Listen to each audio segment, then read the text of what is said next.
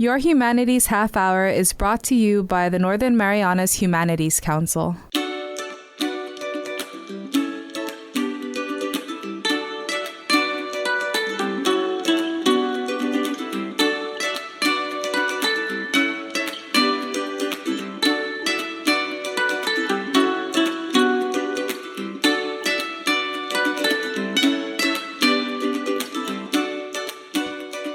Hafidez and Tiro, welcome to Your Humanities Half Hour. I'm Catherine Perry.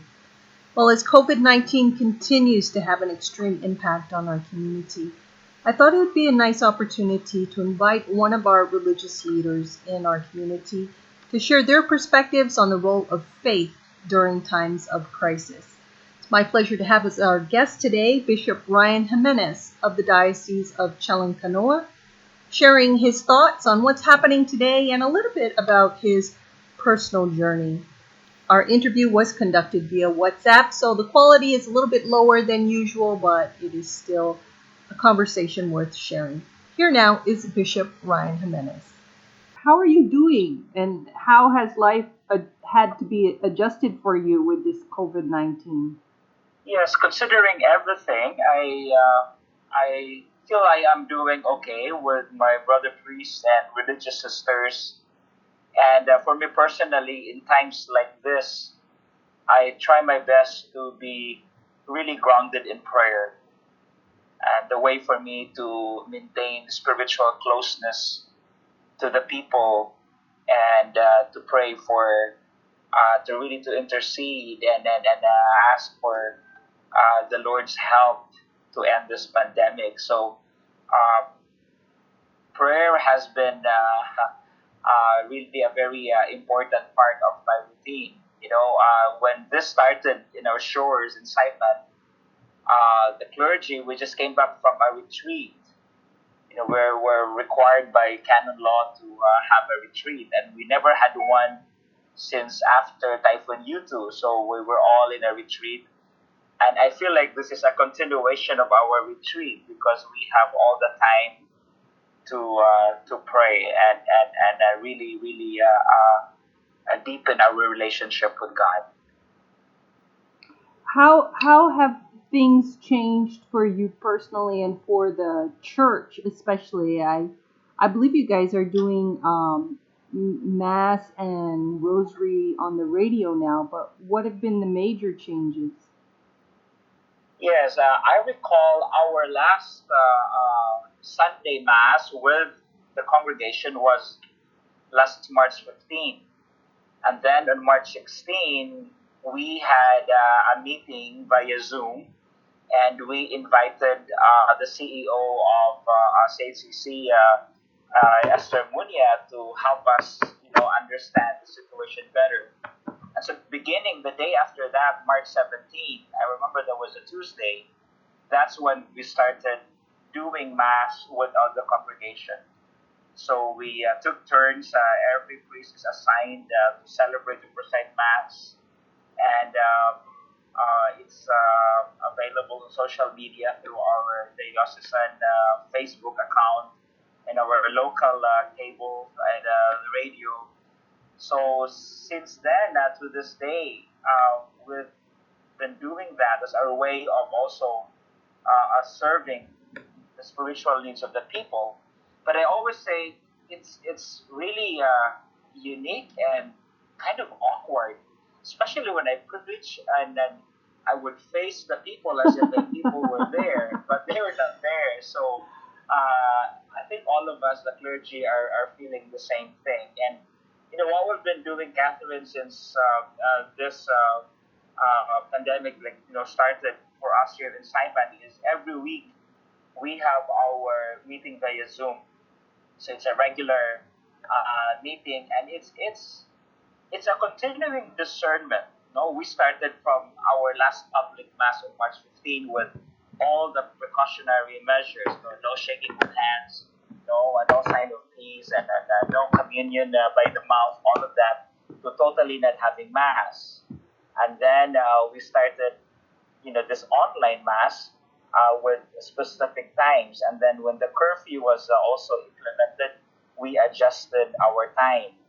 And now it comes to the concerns of how about those requests from CHCC for last rites for anointing.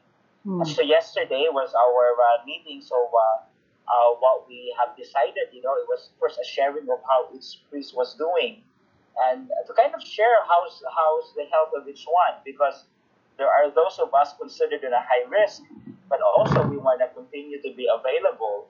So we've identified a group of priests and deacons, a cadre of so-called responders for COVID-19 responders.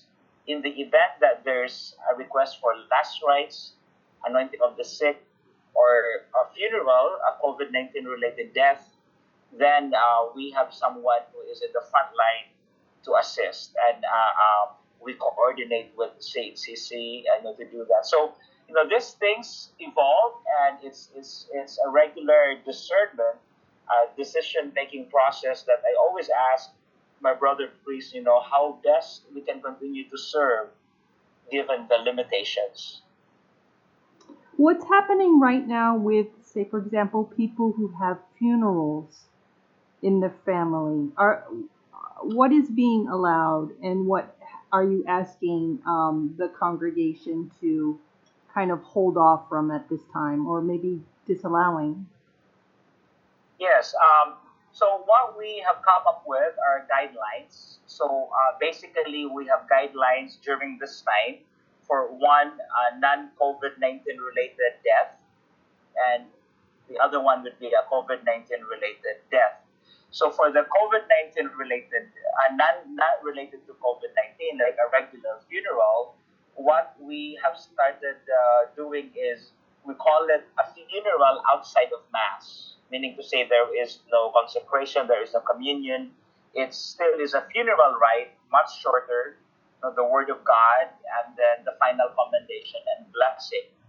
And it's shorter compared to a regular gathering. And for us here, when there's death, it's basically a whole day affair, from viewing, from all of those messages, and the celebration of the Mass. So the idea is for us not to do it like the usual way of doing it, by doing it, shortening the time. And we work closely with the funeral homes, so we follow protocols. Like, they really help us with social distancing, making sure that there's only 10 persons in the room, and they would help us really observe that. And then the priest part, when there's a funeral, would really be a shortened version of what we usually do in the normal circumstances.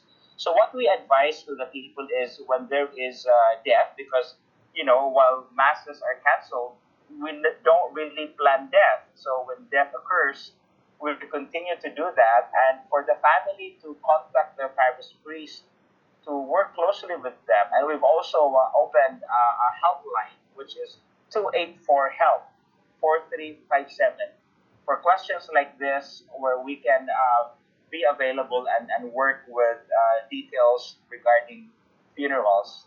And so another information is that we've allowed funerals outside of Mass, either at the funeral home, at the house of the deceased, or even directly at the cemetery. And in the normal circumstances, that's not done. Everything has to be in the church. But because of this, we've adjusted and kind of relaxed our policies to accommodate also the family, and at the same time be really careful and following protocols that are given to us by our government leaders.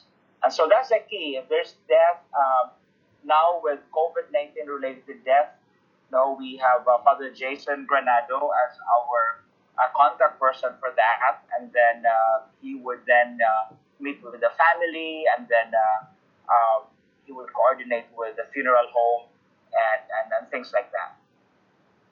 Well, it sounds like you're really doing everything possible to continue to meet the spiritual need of the people in consideration of what we're now facing. What would you say is the role of faith for people in times like this? What does the Bible have to to say to us about COVID-19? Maybe it doesn't specifically say COVID-19, but situations of great economic, physical challenge like we're currently facing. Yes, yes. And there is a lot of opinions, in fact, some conflicting opinions, even among church leaders, on how to interpret the situation. And like questions like, is the coronavirus pandemic a judgment from God? Is this a form of punishment? And my immediate answer is no. Our God is not a God of punishment. He is a God of love. However, just like in biblical testimonies where people experience suffering, suffering is an opportunity for us to truly be close to God. I remember Pope Francis in one of the prayer services that was live broadcast for an empty St. Peter's Square, and that was probably March 27th, wherein he echoed this prayer that really stayed with me. The prayer goes, Lord, you are calling us to faith. It is not the time of your judgment, but of our judgment. A time to choose what matters and what passes away. A time to separate what is necessary from what is not. And for me, those words, Catherine, are loaded. It's definitely not a time of questioning God in the sense that we're blaming God, because God is infinitely good. His first letter of John, chapter 1, verse 5, it says, and I quote, God is light, and in him is no darkness at all. And just like when we experience Super Typhoon Yutu, there's, again, some comments, and even from our parishioners, who would interpret this as a form of punishment. But no, God's desire is always for us to turn back to him. In the Old Testament, for example, in the prophet Ezekiel, it says, for I have no pleasure in the death of anyone, declares the Lord. So turn and live. And we have just, celebrated Easter. And the great Easter message is really a good reminder for us that death does not have the final end, but life. And through the risen Christ, that we too, we have hope that all of this will pass. So really for me, this is an invitation to strengthen our faith and to be assured that just like Jesus was close to the people who were sick, that God, in the person of Jesus, for us Christians, is close to us during this suffering, right? And then another message that, of course, I follow Pope Francis' words, when it was a very moving, and many of our parishioners watched this on TV, online, where he did the message. It's called Urbi et Orbi, to the city and the world. And he usually would just do this on Christmas and New Year, but he did it because of this situation and pandemic. And he said in one of his, reflections, a message, something to the effect that, may this be a transformation of our global society from one based on greed to one oriented toward good. Right? So going back, it's not about blaming God, because God's love is constant. God desires the good. But it really is us. How do we respond to the situation? And all of that. So that's how I look at it, Catherine. Not so much questioning one's faith, but what can I do, personally, and again, as a community, what can we do to really draw strength from our faith, right? So, for example, with this Mass online, there were parishioners who were not happy and said, if you believe in God, you should continue opening churches and doing Mass. And I received, a letter really asking, like, this is the work of the devil, and why not open church and all of that. But it's hard, and then I do my best in consultation with my brother priest, to respond appropriately. And this is the time for us to draw strength from our faith. And if we truly have faith in the Lord, so it doesn't matter whether churches are open or not. Of course, that's our usual way of celebrating as a community. But in this crisis, faith is bigger than the rituals we observe regularly. Faith is much stronger and deeper and more intimate. If we have that, our faith in the Lord. I think I talk too much, being probably defensive on this topic, Catherine. No, I don't think so. And it's funny because we had decided before the show that we wanted to I wanted to ask you a little bit also about your personal journey, and it's so wonderful that your focus is very much on the people and their relationship with God. But I do want to ask for those that don't know you very well, and I'm also interested myself. How was it that you came into the priesthood? How did it all start?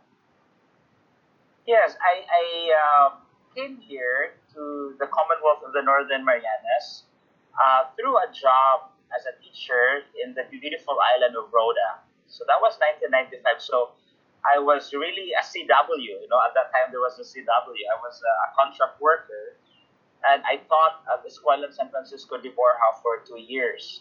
I was already a seminarian in the Philippines. I studied, for the priesthood in college, but then I stopped, and I asked myself, no, there's no rush. I never gave up on the priesthood, but I wanted to explore more options. And that's how I got here. And then, towards the end of my second year of teaching, that was in 1997, the late Bishop Tomas, we had a conversation. I remember making a retreat at Maturana, and he picked me up. We had dinner, and we had, I think, 2 meetings on that week. And I expressed to him my desire, and I introduced myself, and then he said, "Well, would you consider staying in Saipan for 1 whole year as part of your discernment?" And he said it, so casually, saying, "We'll see whether you like us or we like you, Wait, and then we go from there." what's a discernment, So Bishop? the 1 year was to kind of a way for me to get acquainted with the diocese and the work of the church and all of that. And that's when at the end of that year, he officially accepted me as a seminarian of the Diocese of Chalan Kanoa, then sent me to St. Patrick's in Menlo Park to study theology. What was it that called you to the priest, to call you to be interested in to be a priest in the first place when you were young? Come again? What's Oh, I'm sorry. I said, what was it that gave you the interest or the desire to consider becoming a priest in the first place when you were young? Yeah, it didn't really, it wasn't like as a young boy, this was my dream. In fact, it started with a very superficial motivation because I come from a small province in the Philippines. And my older brother, I always give credit to him. He's 1 year older than me. His name is Roy. He was the one who wanted to be a priest. And the seminary, the place where we study, is outside of the province. It's in a bigger city. And so I wanted to get out of that smaller town province. But my parents would only allow me to do that if I joined my brother in the seminary. Ah, So that's how it started, and I had a taste of my own. Because when I was already starting, I thought I could go out anytime, watch movies anytime, and meet friends. But no, everything was scheduled from waking up, the studies to prayers and daily mass, all of that. And so I remember first 2 years was a big adjustment. My older brother was the one who who really guided me and supported me. It was, I believe, when I continued on to college and graduated from college, when I did volunteer work. I signed up. There's a group of volunteers and fresh graduates that um, to this day they're still doing in the Philippines. It's called Jesuit Volunteers Philippines. So it's a 1 year of service wherein you will be assigned to remote areas, either as a community organizer, as a teacher, as a volunteer. So no pay, and really provided just with the basics. For me, that was the life changing experience and kind of made me want to continue. But then I wasn't sure. So while I was in that year, that's when I got the job off for Rhoda. And that's how I got here. So in a way, my discernment started probably college, where I seriously started to think about this desire to pray about this. But it's being a teacher that was my first love, and still is. And part of the role of a bishop is a teacher. So I make sure that I continue to read, I continue to update myself, and share with the congregation matters of our faith. So I'm not sure if that answers your question. Sure, it does. What do you feel has been the most life-changing event in your life so far? Maybe it was your biggest challenge. I find that often our challenges are what changes the most. But what event has meant the most to you so far?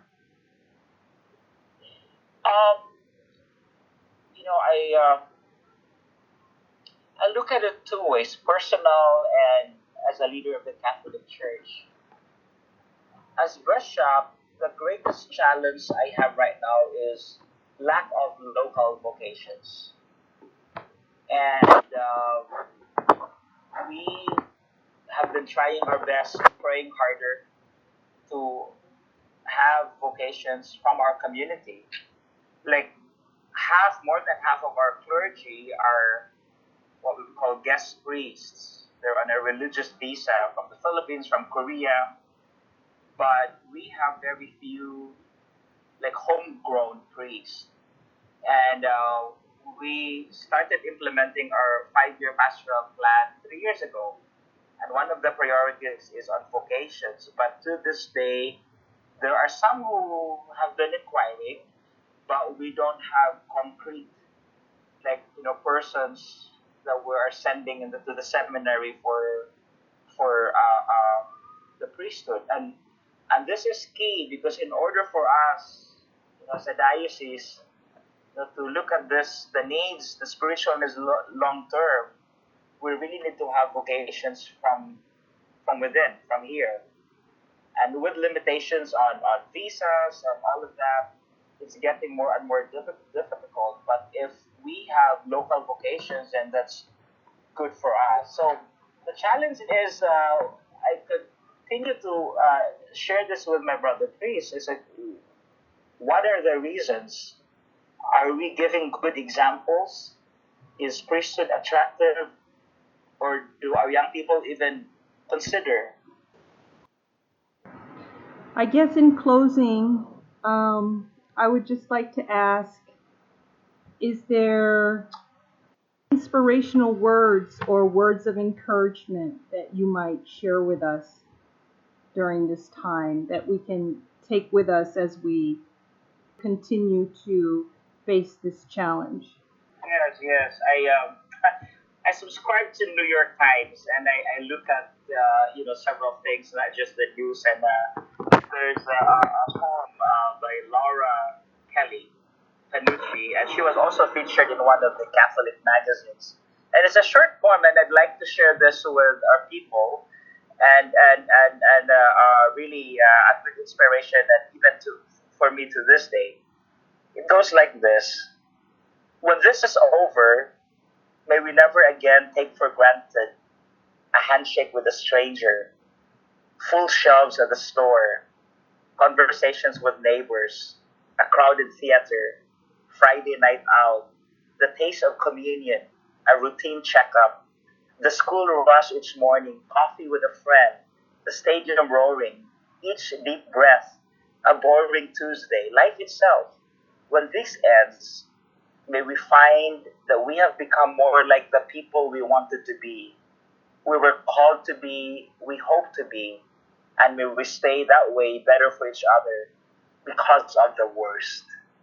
I like that, which reminds me also of what the Holy Father said about there are many saints who live next door.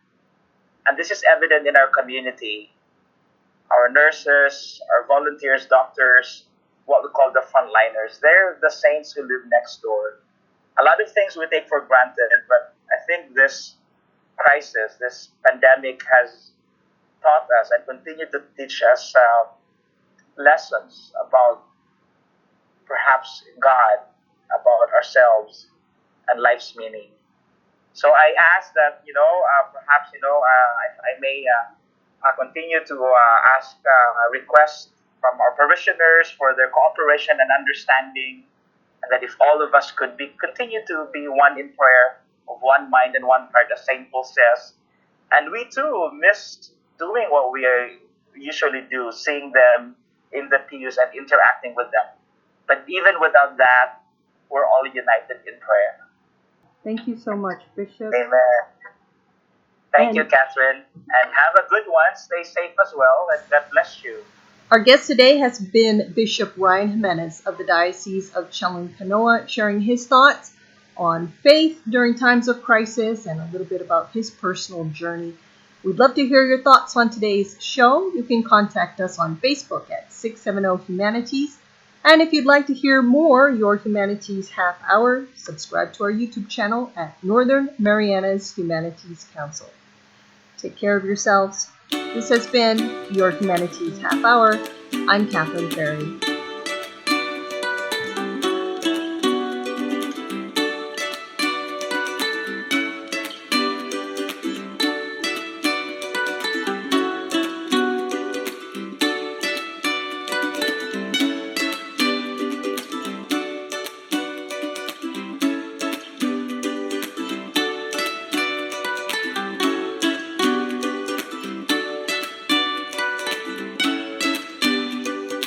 This program was supported by a We the People grant awarded to the Northern Marianas Humanities Council from the National Endowment for the Humanities. Any views, findings, conclusions, or recommendations expressed in this program are those of the participants and do not necessarily represent those of the National Endowment for the Humanities or the Northern Marianas Humanities Council.